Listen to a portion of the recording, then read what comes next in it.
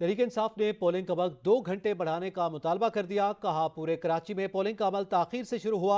अली जैदी कहते हैं कि हमने 2008 में इलेक्शन का बायकॉट किया था, उस वक्त हम आज़ाद अदलिया के साथ खड़े थे। नवाज शरीफ पलटी खा गए थे। MQM पाकिस्तान पर तनकीद करते हुए बोले, मजबूर और मुनाफिक कौमी मूवमेंट न कल सच बोल रही थी न आज उनके जल्दी मिलने से हमारा सियासी फायदा है। कराची में हमारा मुकाबला सिर्फ धांधली से है। दरख्वास्त कर रहे हैं, बल्कि डिमांड कर रहे हैं कराची वालों की तरफ से कि क्योंकि आपको पता ही नहीं था कि सुबह क्या हो रहा है, तो अब हम डिमांड कर रहे हैं कि जी इलेक्शन का जो पोलिंग का टाइम है वो 5 बजे की बजाय 7 बजे तक एक्सटेंड किया जाए, ताकि कराची में लोगों को अपना हक इस्तेमाल करने का मौका पूरा मिले।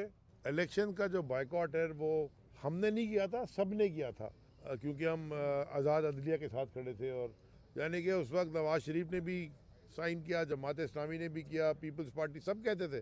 आखिर में नवाज शरीफ पलटी खा गया। नफीस हमने इनको मौका दिया था कि ये अपनी नफासत दिखा सकें, लेकिन नफासत का लिबादा थोड़े दिन उड़ के इन्होंने फिर नफासत की जो अपोजिट वाली चीज़ होती है वही वापस उन्होंने कर दिया, दिखा दिया। सारे आपस में मिलकर मुनाफिक कौमी मूवमेंट एक दूसरे को मुनाफिक और चोर कहते थे और पता नहीं क्या क्या रॉ एजेंट और फला फला, वो आपस में अब दोबारा मिल गए। मैं पहले भी कहता रहा कि जल्दी जल्दी से मिलो, जल्दी मिलो, जल्दी मिलो, हमारा फ़ायदा होगा।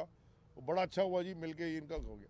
असल में मुकाबला हमारा कराची में है ही किसी से नहीं, सिर्फ रिगिंग से मुकाबला है।